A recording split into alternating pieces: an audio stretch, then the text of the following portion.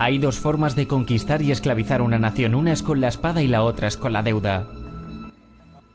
Nosotros, los sicarios económicos, somos los responsables de crear este primer imperio verdaderamente global. Trabajamos de diferentes maneras. John Perkins es jefe de economía del Chas, autor de Confesiones de un sicario económico. Pero quizás la más común es que primero identificamos un país que tiene recursos naturales, como petróleo. Después, concertamos un enorme préstamo a ese país por parte del Banco Mundial o una de sus organizaciones hermanas, pero el dinero nunca llega a ese país. Va a parar a nuestras grandes corporaciones para construir infraestructura, plantas eléctricas, parques industriales, puertos, cosas que benefician a una minoría rica de ese país y a nuestras corporaciones, pero no llegan a la mayoría de la población. Sin embargo, el país entero adquiere una enorme deuda, tan grande que no pueden pagarla, y eso es parte del plan. En algún punto, los sicarios económicos vamos y les decimos, ustedes nos deben mucho dinero y no pueden pagar su deuda, así que vendan su petróleo muy barato a nuestras compañías petroleras. Permítanos construir bases militares en su país, o envíe tropas a apoyar a las nuestras en algún lugar del mundo, como Irak, o vote a nuestro favor en la próxima decisión de la ONU. Privaticen las compañías estatales, agua, energía y alcantarillado, vendiéndonos a nosotros las corporaciones estadounidenses o a corporaciones multinacionales. Y esta situación se extiende, y es muy típico que de la forma en que trabajan el Fondo Monetario Internacional y el Banco Mundial, dejen a un país con una deuda tan grande que de hecho no puedan pagarla. Allí ofrecemos refinanciar la deuda con intereses más altos. Exigimos este quid pro quo, lo que se llama condicionalidad o buen gobierno, que consiste en que ellos tienen que vender sus recursos, incluyendo sus servicios sociales, sus servicios públicos, su sistema educativo, su sistema penitenciario, su seguridad social a corporaciones extranjeras. Así que es un golpe doble, triple, cuádruple.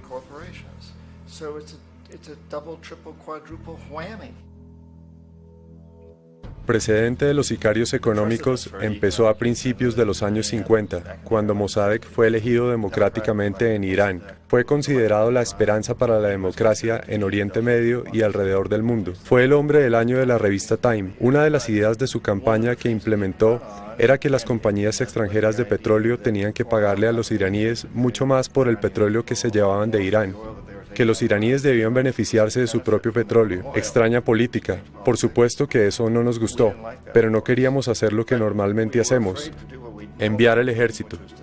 En cambio enviamos a un agente de la CIA, Kermit Roosevelt, un pariente de Teddy Roosevelt. Kermit fue con algunos millones de dólares, fue muy eficiente y en poco tiempo se derrocó a Mossadegh y lo reemplazamos con el Shah de Irán, quien fue muy favorable a nuestros intereses petroleros.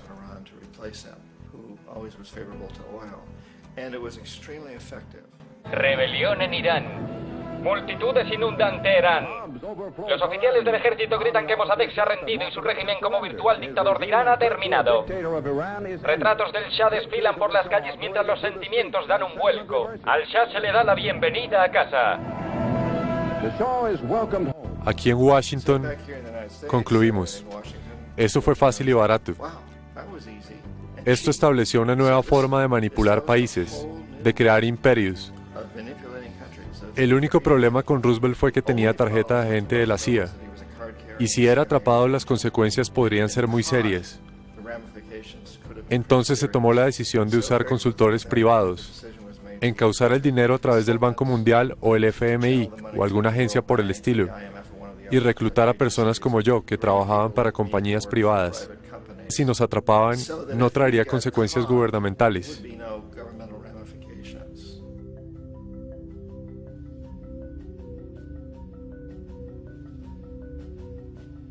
Cuando Jacobo Arbenz se convirtió en presidente de Guatemala, el país estaba en manos de la compañía bananera United Fruit Company, una gran corporación internacional. Arbenz basó su campaña en un lema que decía, queremos devolverle la tierra a la gente.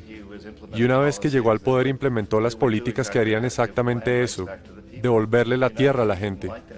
A la United Fruit Company no le gustó mucho eso, así que contrataron firmas de relaciones públicas para hacer una gran campaña en los Estados Unidos para convencer a la gente, a los ciudadanos de Estados Unidos, a la prensa de los Estados Unidos y al Congreso de los Estados Unidos que Arbenz era una marioneta soviética y que si lo dejaban seguir en el poder, los soviéticos podrían tener un punto de apoyo en este hemisferio. Y en ese momento había un gran temor en la mente de todos, del terror rojo, del terror comunista. En conclusión, de esta campaña de relaciones públicas se derivó la decisión de parte de la CIA y de los militares de eliminar a Arbenz. Enviamos aviones, enviamos soldados, enviamos chacales, enviamos todo para eliminarlo. Y así lo hicimos. Y tan pronto lo sacamos de su cargo, el que tomó el control después de él, básicamente devolvió todo a las grandes corporaciones internacionales, incluyendo a la United Fruit Company.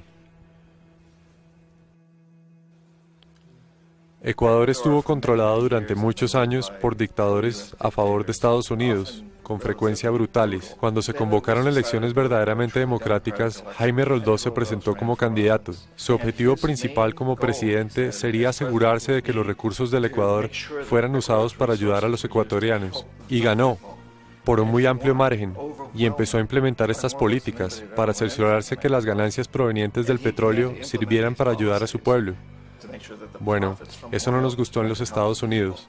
Me enviaron como uno de tantos sicarios económicos a cambiar a Roldós, a corromperlo, a persuadirlo. Se le dijo, puede volverse muy rico si usted y su familia juegan nuestro juego, pero si continúa con sus políticas tendrá que irse. No quiso escuchar.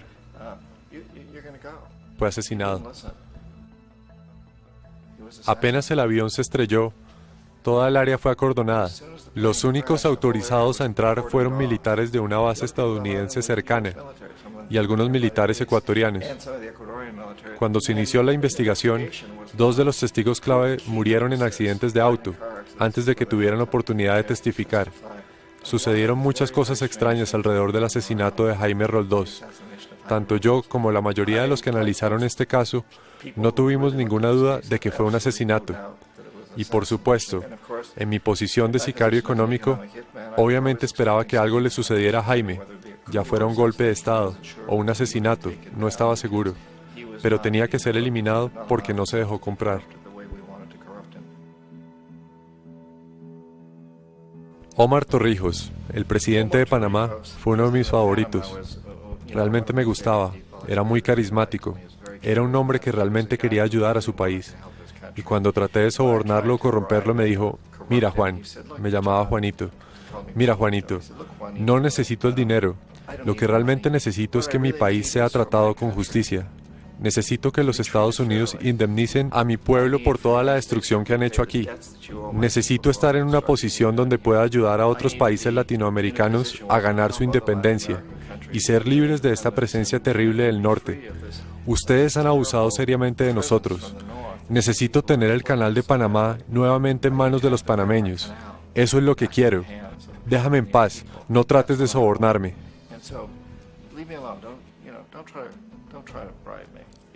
Fue en mayo de 1981 que Jaime Roldós fue asesinado. Y Omar era muy consciente de esto. Torrijos reunió a su familia y dijo, probablemente yo sea el próximo, pero está bien, porque he hecho lo que vine a hacer. Renegocié el canal. El canal ahora estará en nuestras manos. Acababa de terminar de negociar el acuerdo con Jimmy Carter. En junio del mismo año, apenas un par de meses después, también murió en un accidente aéreo, que sin ninguna duda fue ejecutado por chacales patrocinados por la CIA. Hay evidencias de que uno de los guardias de seguridad de Torrijos le entregó en el último momento, antes de subir al avión, una grabadora que contenía una bomba.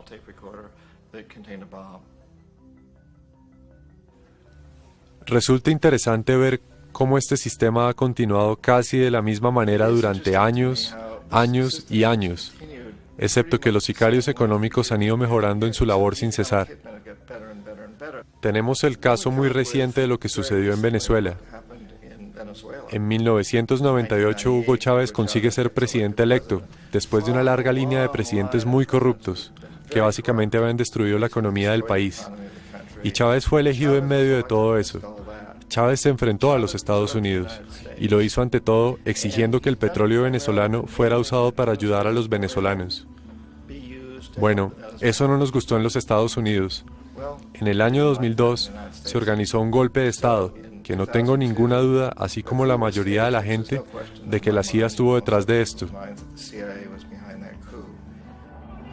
La manera en que se promovió ese golpe fue un reflejo de lo que Kermit Roosevelt había hecho en Irán, pagándole a la gente para que saliera a las calles, a alborotar, a protestar, a decir que Chávez era muy impopular.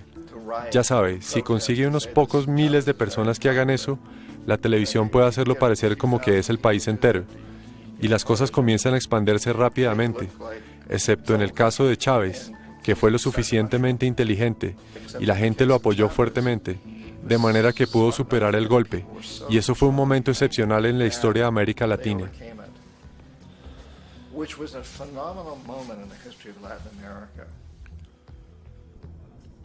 Irak es en realidad el ejemplo perfecto de la manera en que todo el sistema funciona. Nosotros, los sicarios económicos, somos la primera línea de defensa. Vamos allí, tratamos de corromper a los gobiernos y de convencerlos de aceptar esos enormes préstamos que luego usamos como influencia para básicamente adueñarnos de ellos. Si fallamos, como fallé en Panamá con Omar Torrijos y en Ecuador con Jaime Roldós, hombres que se negaron a ser sobornados, entonces la segunda línea de defensa es enviar a los chacales. Y los chacales o bien derrocan a los líderes o los asesinan. Y una vez que eso sucede, un nuevo gobierno entra y, por supuesto, se ajusta a las instrucciones, porque el nuevo presidente sabe lo que pasará si no lo hace. En el caso de Irak, ambas cosas fallaron. Los sicarios económicos no pudimos llegar hasta Saddam Hussein. Lo intentamos arduamente. Tratamos de hacerlo aceptar un trato muy similar al que había aceptado la Casa de Saud en Arabia Saudita, pero no quiso aceptar. Entonces los chacales fueron a eliminarlo. No pudieron. Su seguridad era muy buena. Después de todo, había trabajado una vez para la CIA. Fue contratado para asesinar al presidente anterior de Irak y fracasó, pero conocía el sistema. Así que en 1991 enviamos tropas y vencimos al ejército iraquí. Creímos que en ese momento Saddam aceptaría nuestras condiciones. Por supuesto, podríamos haberle eliminado en esa oportunidad, pero no quisimos, porque es el tipo de hombre fuerte que nos gusta. Controla a su pueblo. Pensamos que podría controlar a los kurdos, mantener a los iraníes en su frontera y seguir bombeando petróleo para nosotros. Y con su ejército debilitado, aceptaría. Así que los sicarios económicos vuelven en los 90, pero sin éxito. Si hubieran tenido éxito, todavía estaría gobernando el país. Le estaríamos vendiendo las casas que quisiera y cualquier otra cosa que quisiera, pero no le convencieron. Los chacales tampoco pudimos con él esta vez. Enviamos de nuevo a los militares y se completó el trabajo y lo derrocamos. Y en el proceso creamos negocios de construcción muy lucrativos para nosotros. Teníamos que reconstruir el país que esencialmente acabábamos de destruir, lo que es un muy buen negocio si uno tiene grandes empresas de construcción. Así que Irak nos muestra las tres fases. Los sicarios económicos fracasaron allí, los chacales también. Como medida final enviamos al ejército y de esa manera hemos creado realmente un imperio, pero lo hemos hecho muy sutilmente. Es clandestino. Los imperios se construían militarmente en el pasado y todo el mundo sabía que era así. Los británicos sabían que estaban construyendo uno, los franceses, los alemanes, los romanos, los griegos, y estaban orgullosos de ello. Siempre tenían alguna excusa para extender la civilización o alguna religión, algo así, que siempre sabían que lo estaban haciendo. Nosotros no. La mayoría de la gente de los Estados Unidos no tiene ni idea de que vivimos de los beneficios de este imperio clandestino, de que hoy hay más esclavitud en el mundo que nunca en la historia. Entonces uno debe preguntarse, bueno, si esto es un imperio, entonces, ¿quién es el emperador? Obviamente nuestros presidentes de los Estados Unidos no son emperadores. Un emperador es alguien a quien no se elige, no sirve por un tiempo limitado y no responde ante nadie esencialmente. Así que no podemos calificar a nuestros presidentes de eso. Pero tenemos lo que yo considero lo equivalente a un emperador, y es lo que yo llamo corporatocracia. La corporatocracia es este grupo de hombres que dirigen las grandes corporaciones y realmente actúan como el emperador de este imperio. Controlan los medios, ya sea directamente o por medio de la publicidad. Controlan a la mayoría de los políticos porque financian sus campañas a través de las corporaciones o mediante contribuciones personales que proceden de las mismas. Nadie les elige, no sirven por un periodo limitado y no responden ante nadie. Y en la cima de la corporatocracia, uno no puede realmente saber si la persona trabaja para una corporación privada o para el gobierno, porque se turnan entre uno y otro constantemente. Así que tenemos a un sujeto que un instante es presidente de una compañía de construcción como Halliburton y al siguiente instante es vicepresidente de los Estados Unidos, o al presidente, que estaba antes en el negocio del petróleo. Y esto es cierto para los demócratas como para los republicanos. Tenemos el mismo movimiento de ida y vuelta a través de la puerta giratoria. Y de algún modo, nuestro gobierno es invisible gran parte del tiempo. Y una y otra vez es la corporatocracia la que forja las políticas del gobierno, y luego las presenta al gobierno y se convierten en políticas estatales. Es una relación increíblemente estrecha. Esto no es ninguna teoría de conspiración ni nada parecido. Esta gente no tiene que juntarse a conspirar para hacer cosas. Trabajan todos bajo un supuesto fundamental: maximizar los beneficios sin importar el costo social o medioambiental.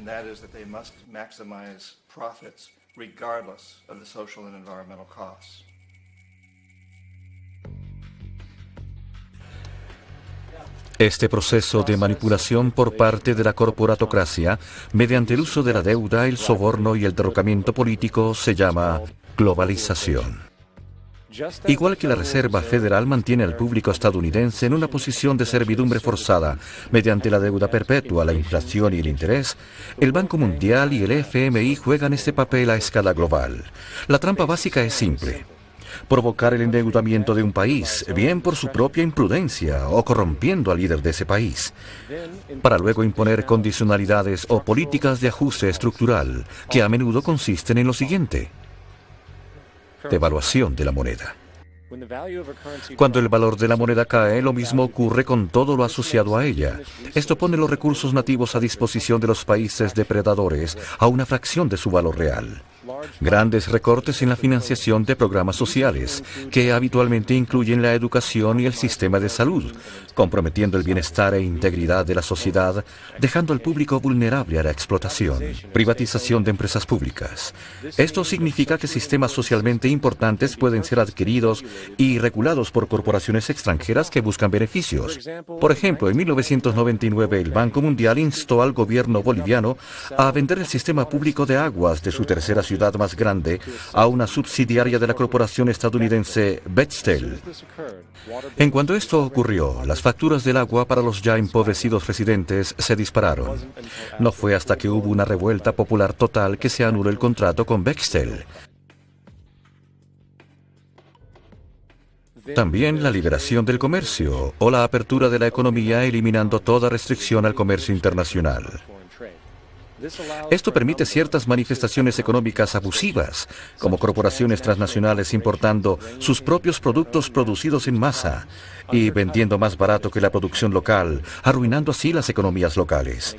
Un ejemplo es Jamaica, que después de aceptar créditos y condicionalidades por parte del Banco Mundial, perdió sus grandes mercados de grano debido a la competencia de las importaciones. Hoy, innumerables granjeros están sin trabajo, ya que son incapaces de competir con las grandes corporaciones. Luego está la creación de numerosas, al parecer inadvertidas, e inhumanas fábricas que explotan a los trabajadores, aprovechando la penuria económica impuesta. Además, debido a la no regulación de la producción, la destrucción medioambiental es perpetua, ya que los recursos del país son a menudo explotados por corporaciones indiferentes mientras vierten grandes cantidades de polución deliberadamente. La demanda judicial medioambiental más grande de la historia se está llevando en nombre de 30.000 ecuatorianos del Amazonas contra Texaco, ahora propiedad de Chevron. Así que es contra Chevron, pero por actividades llevadas a cabo por Texaco. Se estima que es 18 veces más del petróleo que el Exxon Valdez vertió en Alaska. En el caso de Ecuador no fue un accidente.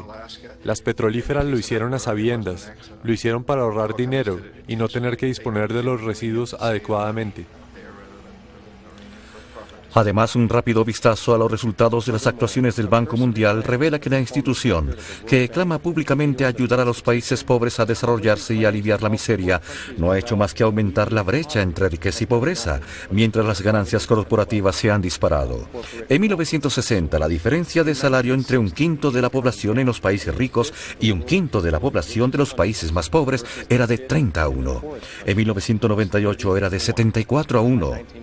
Mientras el PIB global aumentó un 40%, entre 1970 y 1985, el número de pobres aumentó un 17%. Mientras entre 1985 y 2000, el número de los que viven con menos de $1 al día aumentó un 18%. Incluso el Comité Económico Conjunto del Congreso de los Estados Unidos admitió que el porcentaje de éxito de los proyectos del Banco Mundial es apenas un 40%. A finales de los 60, el Banco Mundial intervino en Ecuador con grandes préstamos. Durante los 30 años siguientes, la pobreza creció del 50 al 70%. El desempleo o subempleo creció del 15 al 70%. La deuda pública aumentó de 240 a 16.000 millones, mientras que la proporción de recursos asignados a los pobres bajó del 20 al 6%.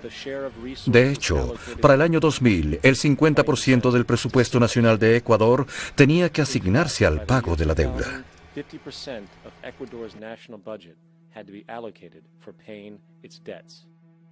Es importante comprender que el Banco Mundial es de hecho un banco de los Estados Unidos, apoyando intereses estadounidenses, ya que Estados Unidos tiene derecho a veto sobre las decisiones como máximo proveedor de capital. ¿Y de dónde proviene ese dinero? Lo han adivinado. Lo creó de la nada mediante el sistema de reserva fraccionaria. Basándonos en el Producto Interno Bruto, de las 100 mayores economías, 51 son corporaciones, y de ellas, 47 tienen su sede en los Estados Unidos. Walmart, General Motors y Exxon son más poderosas económicamente que Arabia Saudita, Polonia, Noruega, Sudáfrica, Finlandia, Indonesia y muchos otros. Y mientras las barreras protectoras del comercio se eliminan, las monedas se juntan y se manipulan en mercados flotantes. Las economías estatales se derriban en favor de la competencia abierta. En un capitalismo global, el imperio se expande. Se levanta en su pequeña pantalla de 21 pulgadas y aúlla sobre Estados Unidos y la democracia. No hay Estados Unidos, no hay democracia.